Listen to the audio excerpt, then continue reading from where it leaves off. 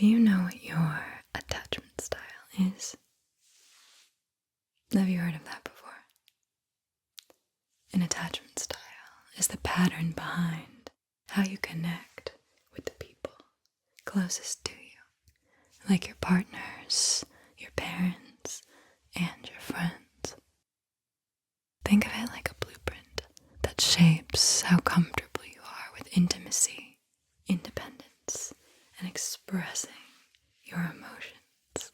To discover your attachment style, we, that's you and that's me, are going to run through a test.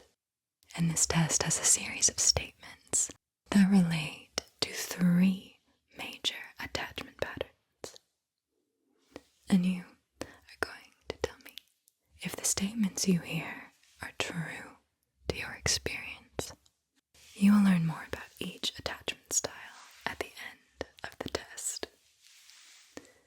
Please note, there are several attachment styles that are outside of the 3 I'm testing you for today, and I will cover those at a later date.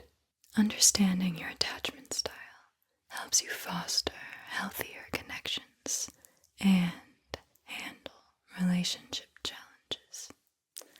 This is another excellent tool for personal growth. But please note that this questionnaire is only intended to inform you. It is not a substitute for professional psychological advice, diagnosis, or treatment. My goal is to help raise self-awareness and encourage personal reflection on attachment styles. Now, this wood board has your attachment style statements on it.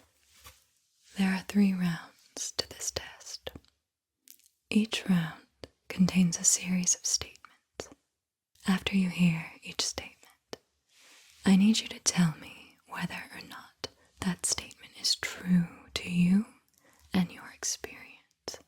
While this is a relaxing experience, and you can just listen and answer, if you do want to know what your attachment style is, I encourage you to write down the number 1 next to every statement that is true to you in each round.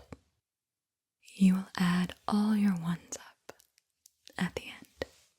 Try to respond to each of the statements quickly and instinctively. Your first reaction is usually the most accurate. Are you ready to begin?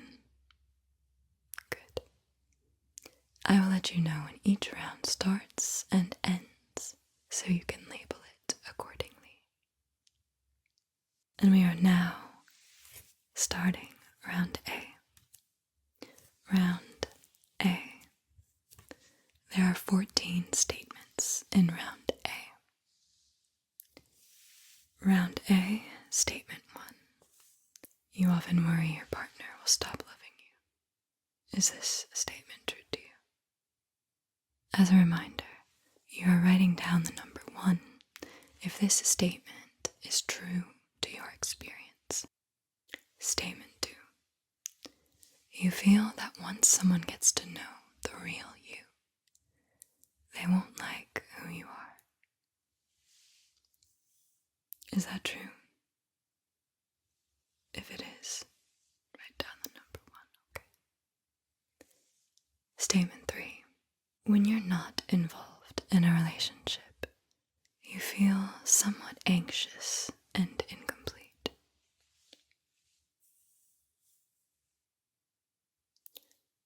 Statement 4.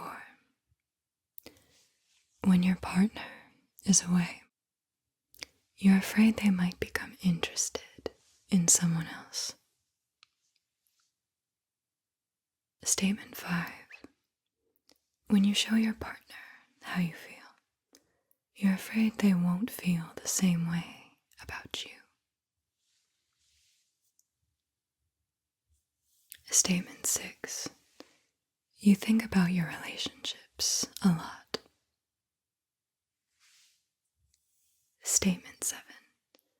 You tend to get attached to a romantic partner very quickly. Statement 8. You are very sensitive to your partner's moods. Statement 9. You worry that if your partner leaves you, you may never find someone else.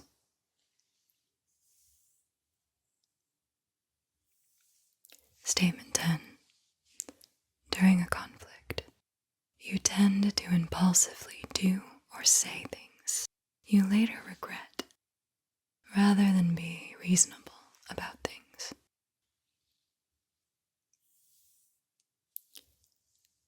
Statement 11. You worry that you're not enough.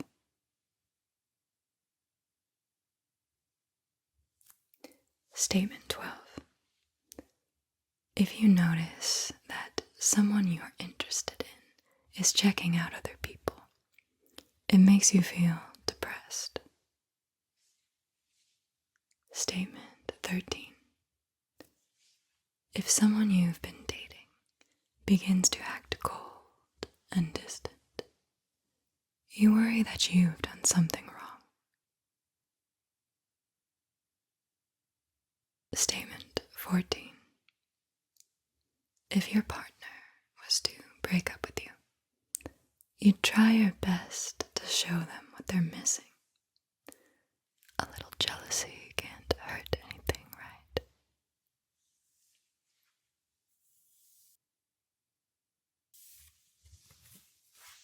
We are now ending round A and entering round B. There are 14 questions in round B. To make it easier to track, I will pick up where we left off. So, this will be considered statement number 15. So round B, statement 15. And statement 15 is, you find it easy to be affectionate with your partner. Is that true? Remember, you're writing a number 1 every time the statement is true. Okay. Statement 16. You feel comfortable depending on your romantic partners. Statement 17.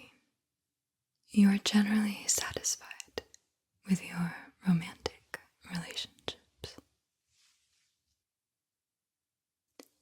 Statement 18. You don't feel the need to act out much in your romantic relationships. Statement 19. You have little difficulty expressing your needs and wants to your partner. Statement 20. You believe most people are essentially honest and dependable. Statement 21. You're comfortable sharing your personal thoughts and feelings with your partner. Statement 22. An argument with your partner doesn't usually cause you to question your entire relationship.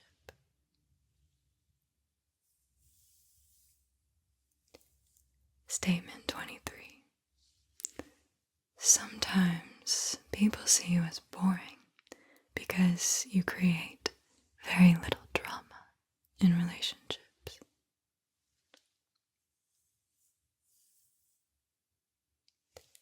Statement 24. When you disagree with someone, you feel comfortable expressing your opinions.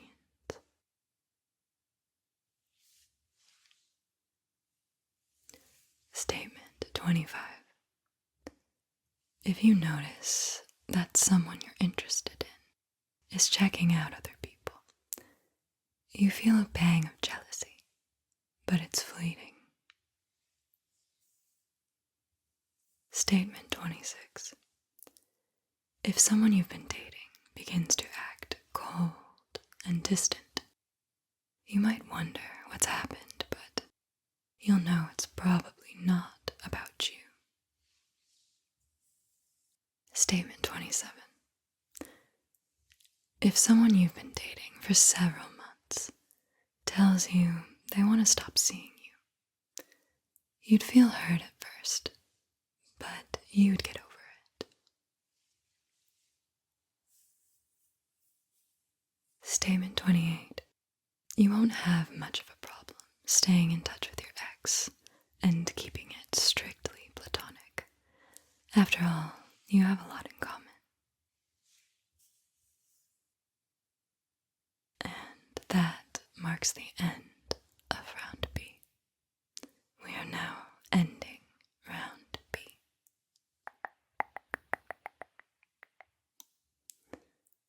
And starting round C.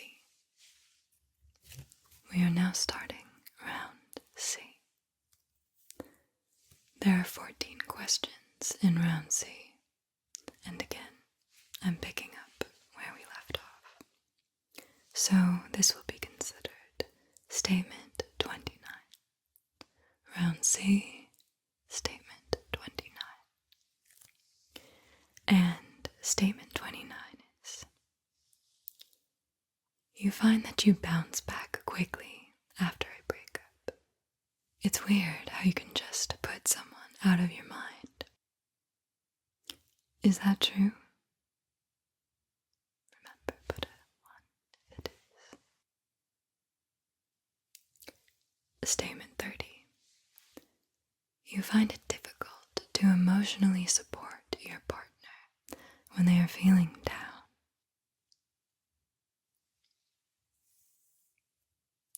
Statement 31. Your independence is more important to you than your relationships.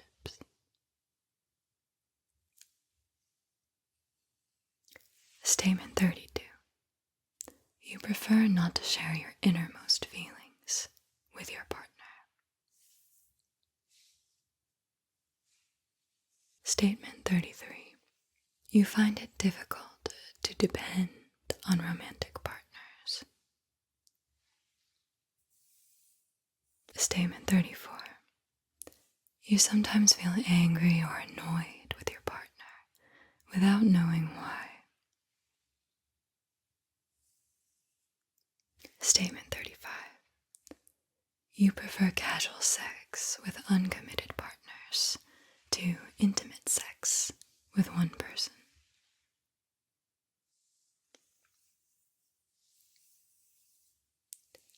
Statement 36. It makes you nervous when your partner gets too close.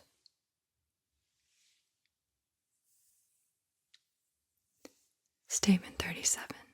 Your partners want you to be more intimate than you feel comfortable being.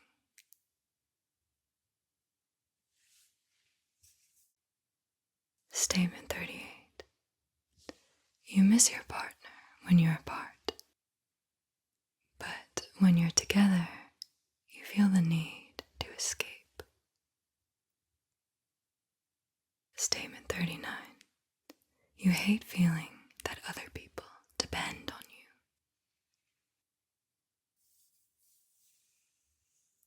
Statement 40.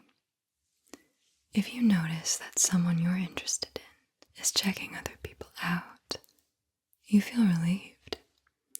It means they're not looking to make things exclusive.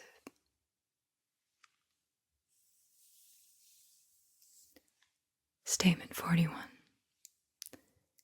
If someone you've been dating begins to act cold and distant, you'll probably be indifferent. You might even feel relieved. Statement 42. Sometimes when you get what you want in a relationship, you're not sure what you want anymore.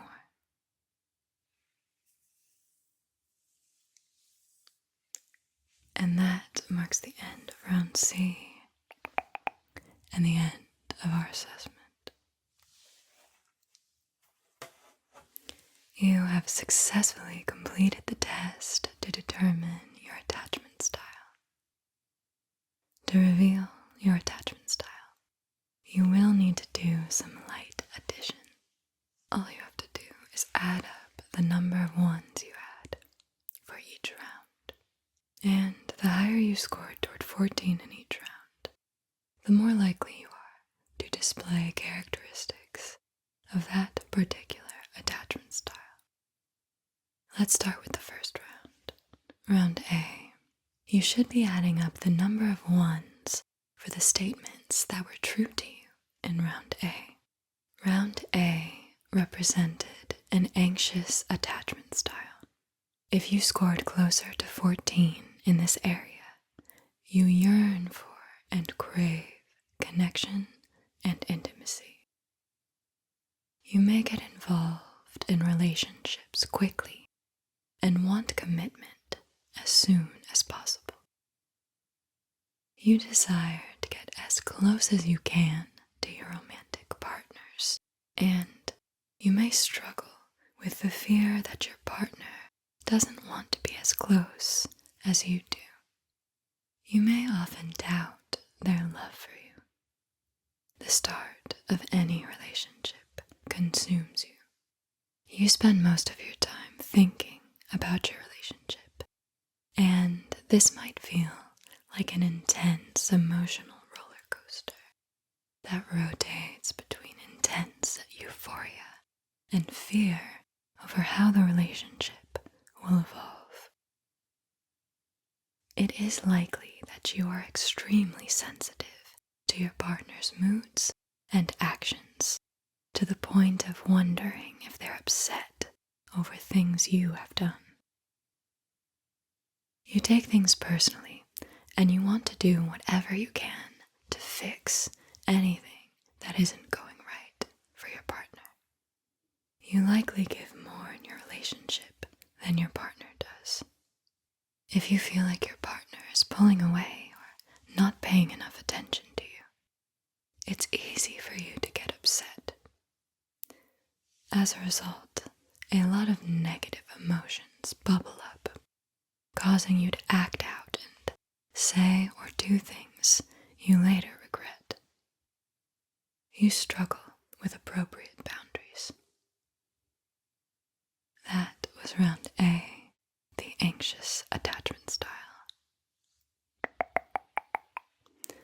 I will go over different recommendations based on your attachment style after we cover the rest. Now for round B. Round B represented a secure attachment style. If you scored closer to 14 in this area, you tend to start off relationships slowly and prefer getting to know your partner over time. Loving, committed relationships are comfortable for you. You enjoy intimacy and connection, but you don't spend your time worrying about your relationships. You go with the flow and aren't often triggered over relationship issues. You are a good communicator and able to easily share your needs and feelings with your partner. You're also able to understand your partner's emotional cues, respond to them appropriately, and be there for them if they need you. You feel you can share your successes, worries, and concerns with your partner. You're able to set appropriate boundaries and find the level of give and take in your relationships to be fairly even. That was round B, the secure attachment style. Now for round C. Round C represented an avoidant attachment style. If you scored closer to 14 in this area, you tend to be very rigid and feel a bit offended if people try to get too close to you. Your independence is extremely important. You want to feel connected, but intimate relationships bring with them a sense of claustrophobia. You prefer casual relationships where your partner is at a comfortable emotional distance. You don't spend much of your time worrying about romantic relationships or being rejected. You prefer not to share too much about yourself with your partner, and as a result, they may tell you that they feel unimportant or that you're being emotionally distant. When you do enter a committed relationship, you're on the lookout for any sign that your partner is trying to control you or take away your personal freedom. You may withdraw for periods of time after intimate experiences. You might also speak openly to your current partners about past relationships, causing them to feel uncomfortable and worried over how secure the relationship is. That was round C, the avoidant attachment style. If you scored closer to 14 in rounds A and C, there is a fourth attachment style known as a disorganized attachment style. This is a mix of anxious and avoidant. With a disorganized attachment style, you find relationships confusing and unsettling. You have an extreme desire to be in an intimate relationship, but you're also afraid of being in one. You often feel unworthy or unlovable and find it painfully difficult to be vulnerable with another person. You might struggle to believe your partner when they say they love you or support you. You might also distrust your partner's supportive actions or attempts to connect with you, and constantly search for signs of rejection or betrayal. That is the disorganized attachment style.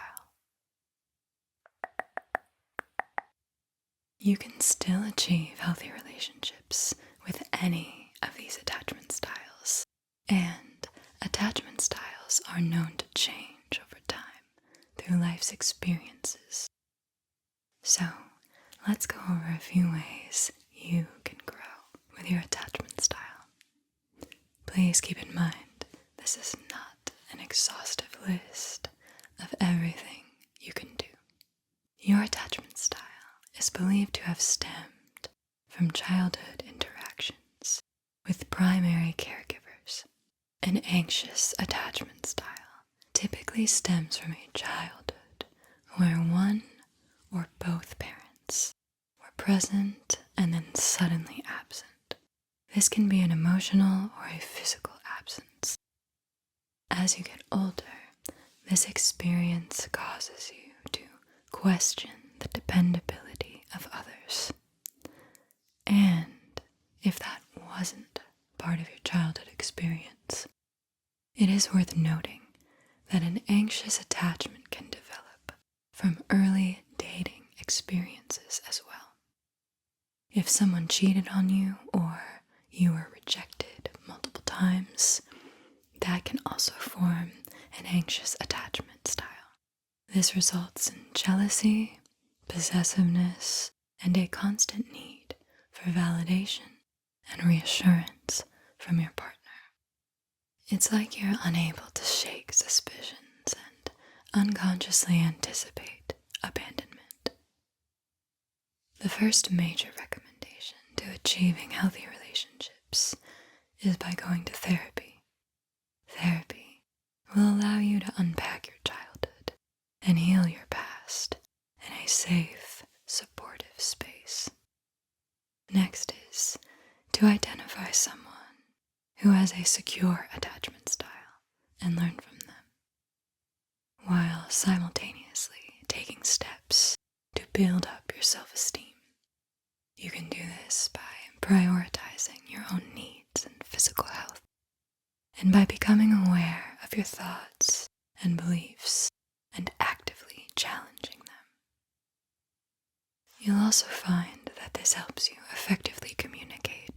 your emotional needs. A secure attachment style typically stems from a childhood that was safe, secure, loving, and nurturing. You respect other people's boundaries without possessiveness, clinginess, or overprotectiveness. You tend to have trusting, long-term relationships. You share your feelings with others, have high self-esteem, and enjoy intimate relationships. Your keys to healthier relationships are by being emotionally available, spending quality time with your partner, avoiding judgment, and working on solutions together. You often act as a teacher to other attachment styles. An avoidant attachment style typically stems from a childhood where a main caregiver didn't provide emotional comfort, just physical needs like food and shelter. Your main caregiver might have been strict and reserved and expected you to be independent. Because you couldn't count on your emotional needs being met, you started to see social bonds as unstable, making it hard to trust people. As an adult, you can appear confident, social, and easygoing, but close yourself off when relationships get serious. To achieve healthier relationships, the key is to observe your behavioral patterns for at least 6 weeks and start to intentionally change them. You can do this by deliberately paying attention to how you feel when experiencing emotional intimacy. Explore each feeling that arises and try to understand where it comes from. Then, work on expressing your needs to your partner as well as responding to theirs. Through repeated positive interactions, you will begin to trust that your needs will be met. A disorganized attachment style is believed to be the result of extreme childhood trauma, one where the main caregiver abused you or someone else in front of you. Despite the fear this instilled, you were still dependent on the caregiver and trapped in that environment. So, despite craving intimacy, you became used to feeling unsafe and unstable. As an adult, this results in overwhelming emotional conflict. You might choose controlling or abusive partners, sabotage relationships, or send mixed signals. The key to a secure and healthy relationship is by finding the right therapist for you, someone who can really help you heal and work through past trauma. You can also start keeping a journal where you reflect on your past in extreme detail. A disorganized attachment style is known for negative self-talk or an extreme inner critic, and a great way to reprogram this is by practicing self-compassion. Don't dismiss your feelings. Start speaking kindly to yourself. If you haven't already, try and use affirmations. And carve out consistent space to do nice things for yourself, because you deserve kindness, and you can learn that by showing up for yourself and showing to yourself that you do. Let's take a few slow, deep breaths together now. We'll do 4 counts, so we will breathe in for 4, hold for 4, and breathe out for 4. Are you ready? Okay. Breathing in, 1,